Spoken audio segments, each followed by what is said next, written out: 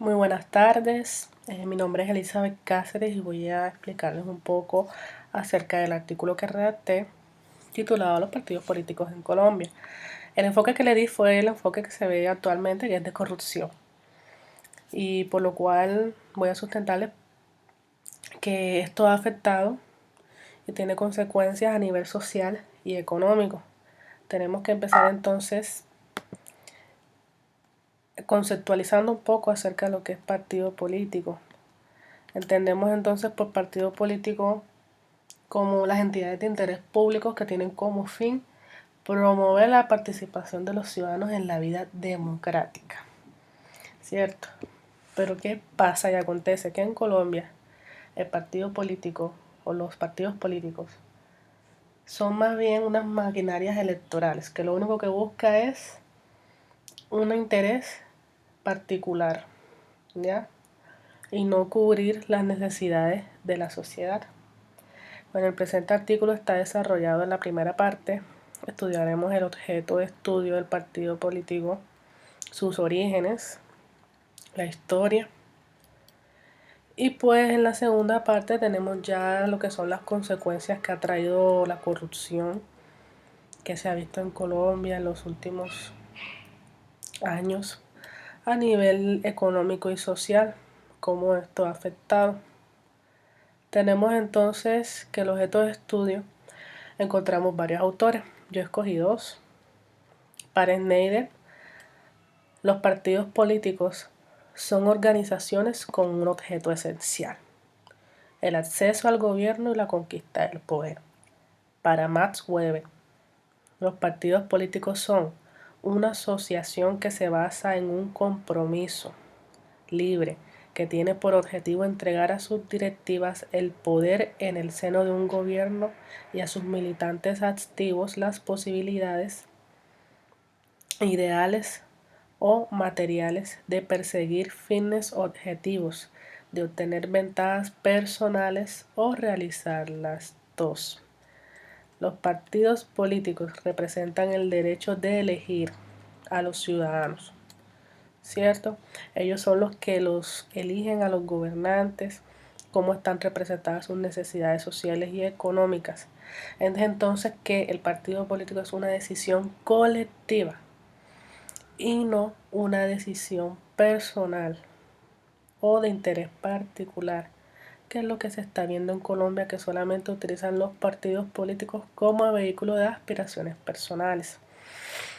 ¿Cuál es la historia de los partidos políticos? Bueno, en la mitad del siglo XIX, como conocemos lo que es el bipartidismo, ¿qué es el bipartidismo? En este siglo se dio, o pues en ese entonces la sociedad solamente existían dos partidos tradicionales, que era el liberal y el conservador. El primero, el liberal, que se fue representado por José Ezequiel Rojas, y el segundo, conservador, por Mariano Ospina. Tenemos que los conservadores pretendían continuar con el estado colonial, es decir, se había alargado porque las transformaciones podían interferir en sus intereses económicos. ¿Y cuál era su interés económico? Que no se aboliera la esclavitud. Además, tenemos otra parte, que es la situación de los liberales, que tenían un pensamiento muy diferente y totalmente significativo, que consistía en transformar de una vez por todas el Estado.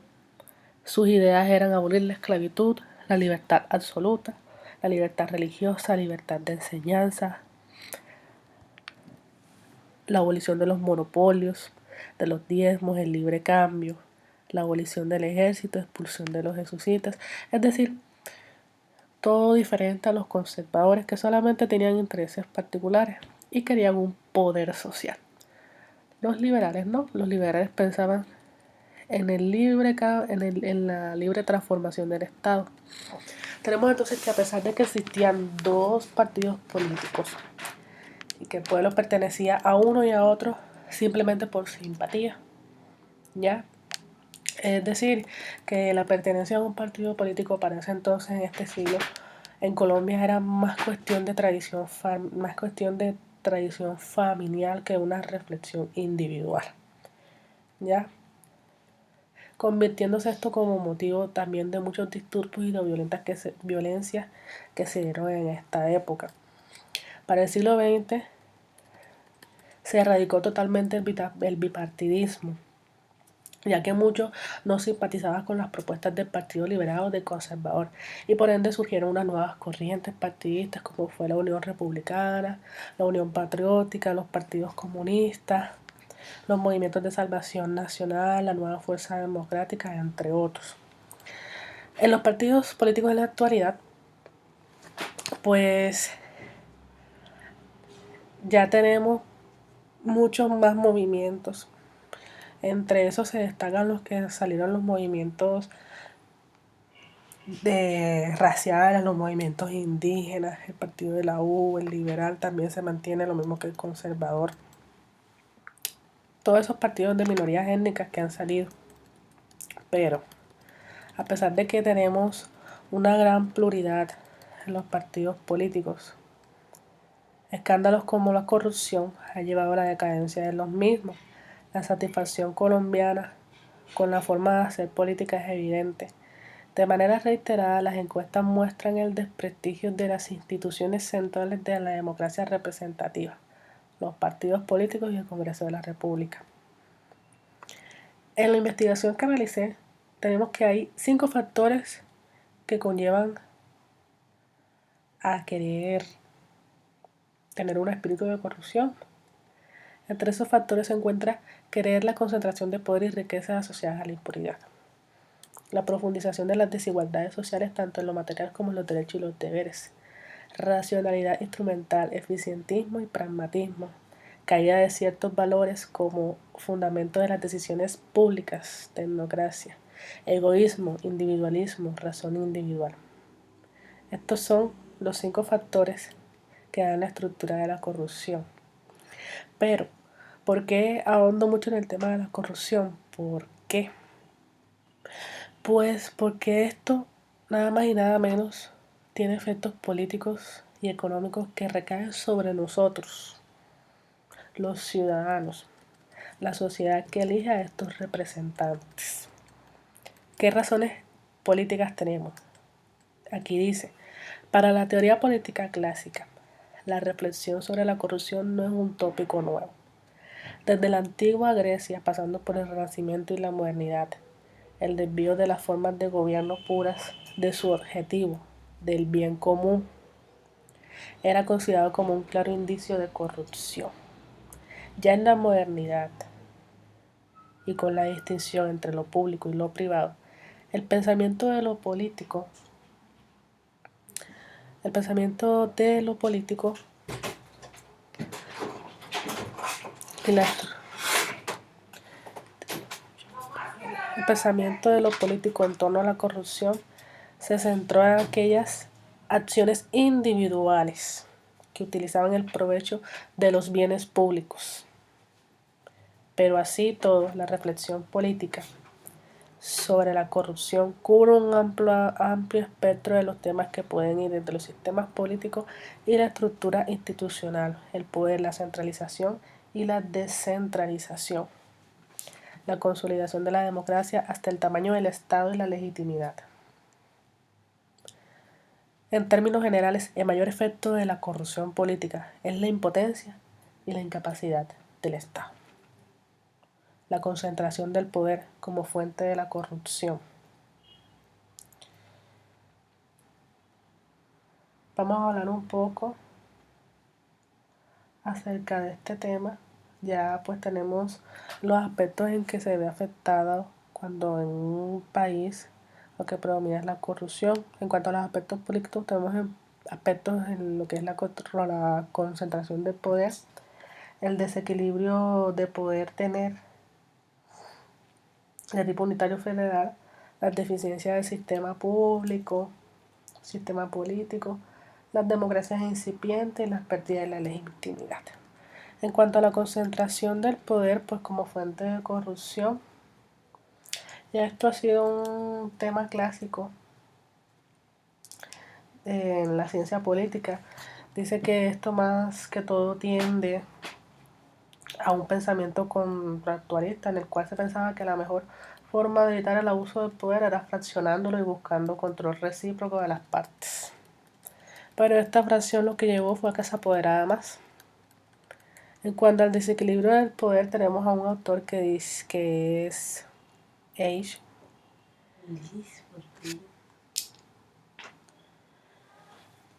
El desequilibrio del poder de tipo unitario federal dice que es otra causa política de corrupción.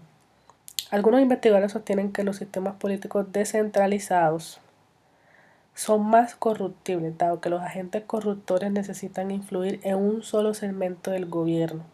En un sistema fragmentado existen menos fuerzas y agencias centralizadas para asegurar la honestidad, lo que vimos en la concentración del poder, que lo que querían era una mejor forma de fraccionar, una mejor forma de abuso de poder. ¿Qué hicieron? Lo fraccionaron. ¿Pero qué provocó esto? Un desequilibrio en el poder. Cuando hablamos de deficiencias del sistema político, la ciencia tradicional de la política ha considerado que las causas de la corrupción están radicadas en sus deficiencias. ¿Cómo así?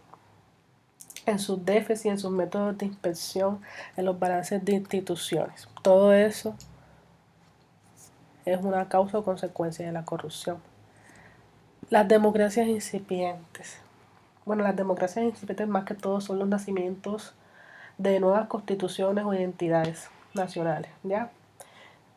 Por parte de jóvenes y por tanto no existe una idea muy trazada, orgánica de interés nacional, ¿ya? Sino que las reglas aún no han sido internalizadas, por lo cual su violación muchas veces no es considerada grave. En cuanto a la pérdida de legitimidad, tenemos que una de las consecuencias más evidentes de la corrupción es la pérdida de legitimidad ante el pueblo que padecen los gobiernos con problemas de corrupción. Es decir, el pueblo simplemente no cree y ya no confía. ¿Por qué? Por tanto abuso que se da por parte del Estado. ¿Qué pasa con esta situación cuando el pueblo ve de que se presenta esto? Pasa lo que pasa en Colombia, que simplemente existe un pensamiento irracional de que ya yo no voto o ya yo no elijo candidatos que representen las necesidades de nosotros, sino que elijo al candidato al que mayor me ofrece un bien económico, ¿ya? Cayendo en el error de que no solamente se perjudica a quien tiene ese tipo de pensamiento individual y egoísta, sino que esa mala decisión, recae sobre toda la colectividad. En cuanto a los efectos económicos que esto trae, pues tenemos que la corrupción afecta a las inversiones públicas, afecta a la inflación, afecta en las finanzas públicas, el empleo, el salario, en la economía, nos da una economía no de base sostenible, sino una economía fugaz e incipiente. Cuando hablamos de la economía en las inversiones públicas, pues es más que todo los movimientos que hacen los políticos cuando los funcionarios, ya, por ejemplo, cuando hay contratos tanto del gobierno como de las empresas estatales privadas, no se asignan a un contratista eficiente, sino al que es dispuesto a un soborno más alto. ¿Qué consecuencia trae eso? Pues el contratista más eficiente puede sentir escrúpulos de participar en estas prácticas fraudulentas y por ello abstenerse a participar en la licitación. Aquel que asume el pago de un soborno esperará obtener subsidios, beneficios monopólicos y regulaciones cada vez menos estrictas. Los proyectos pueden volverse más complejos y difíciles de realizar. Y es más fácil disimular los sobornos. Por lo tanto, los procesos pueden demorarse más para obtener mayores pagos, mayores comisiones. En cuanto a las finanzas públicas, tenemos que, según este autor, la corrupción altera las políticas públicas tributarias. terminando por dar tratos impositivos preferenciales a ciertos sectores a cambio de beneficios particulares. Estos autores más que todo demuestran que exigir un nivel alto de capacitación a la hora de emplear un trabajador tiende a reducir el nivel de corrupción en la política pública.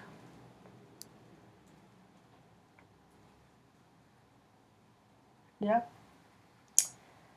Tenemos también, según Reos, sostiene que el efecto fundamental de la corrupción en la recaudación de impuestos es una disminución de los recursos del Estado con relación a lo que la legislación autoriza y los órganos de ejecución del presupuesto han previsto tener. ¿Qué pasa cuando se tiene preferencias y se eliminan ciertas tasas tributarias a empresas que no se obtiene el buen rubro del presupuesto que es para lo que es el gasto público de la sociedad? ¿Ya?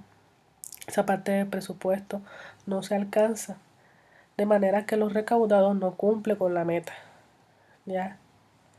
Y por lo tanto el Estado empieza a padecer lo que es un déficit. En cuanto al empleo y salario, estos autores sostienen más que todo que cuando las personas están capacitadas, que tienen buenas bases en cuanto a nivel moral, el nivel de corrupción no es tan alto. Ya. Dice Evan Rause. El impacto sobre la corrupción que genera la selección del personal basada en estándares y métodos de capacitación. Los autores demuestran que exigir un nivel alto de capacitación a la hora de emplear un trabajador y haber aprobado un examen formal tiende a reducir el nivel de corrupción en la vida pública. Evan Rauch señala una tendencia que sugiere que a salarios más altos se registran menos niveles de corrupción. ¿Por qué? Porque si yo estoy capacitada, si yo soy una profesional, si yo ejerzo estudios a nivel de doctorado, de maestrías, y recibo un cargo en el cual yo sé que mis capacidades no son bien remuneradas, puede existir la posibilidad de que me vea obligada a realizar actos inmorales como es la corrupción, sobornos, robo de contratos. Pero pasa que cuando en un país el nivel de capacitación es igual al nivel de remuneración, no hay posibilidad o disminuye la posibilidad de que un trabajador se vuelva corrupto. ¿Ya? Tenemos también a Weber, dice, que afirma que los bajos salarios obligan a los empleados públicos a cubrir sus necesidades de modo ilícito, mientras que si el salario fuera alto, la misma actitud implicaría un mayor riesgo en el caso de ser descubiertos. Aquí tenemos los pros y los contras cuando un salario es alto y cuando un salario no cubre las necesidades. ¿Qué impacto tiene la inflación en la economía informal? Tenemos a este autor. Este dice que encontró evidencia de que existe una relación directamente proporcional entre los niveles altos de corrupción y la inflación, a partir de un estudio de datos cruzados entre diferentes países. Para desarrollar esta tesis, el autor tomó en cuenta no solo el nivel de la inflación de dichos países, sino también el nivel de factores asociados a la transparencia, como la independencia del Banco Central. También entra en su consideración el nivel de evasión impositiva y el costo de la recolección de los impuestos, los cuales tienden a crecer ambientes corruptos. Esta última sería responsable del crecimiento de la demanda de la moneda local. Las economías incipientes. En la medida que la economía se expande, la medida que la economía se expande, la medida que la economía crece, va volviéndose pues más compleja, debido a que los funcionarios públicos encuentran más oportunidades de obtener dinero a partir de sus propias decisiones, la cual pues va más allá de tener en cuenta la ley, el orden o los impuestos a la renta. En conclusión, pues en general podemos decir que la relación entre la corrupción y la democracia es considerada siempre negativa, ¿ya? Es decir, que cuanto menos democrático es un sistema político, más corrupto es también. La corrupción política, pues, es considerada como efecto de un Estado deficiente, ¿cierto? De un Estado que tiene unas severas fallas de gobernancia, no es un Estado que tiene liderazgo ético y tiene inconsistencia democrática. El mayor efecto, como mencioné, la corrupción es la impotencia y la incapacidad del Estado. Es decir, que la corrupción va corriendo poco a poco la capacidad que el Estado tiene de recaudar impuestos y de promover e implementar buenas políticas de desarrollo coherentes y racionales, de poder distribuir bien los recursos equitativamente entre los diferentes grupos y regiones, de transformar la sociedad para el bien, ya de tener unas prioridades sociales, pues no la tiene. En pocas palabras, la corrupción política, en la mayoría de los casos, impide que una comunidad política alcance sus objetivos, empobreciéndola, imaginándola cada vez más. Esto ha sido todo. La verdad es que fue para mí enriquecedor llevar a cabo este artículo porque nos hace reflexionar bastante acerca de cómo el país está en la actualidad y de cómo nosotros estamos estudiando y formándonos precisamente para llevar a cabo una gran diferencia, marcar la gran diferencia y hacer las cosas según el bien colectivo y no caer en la trampa de los intereses particulares. Esto ha sido todo, muchas gracias.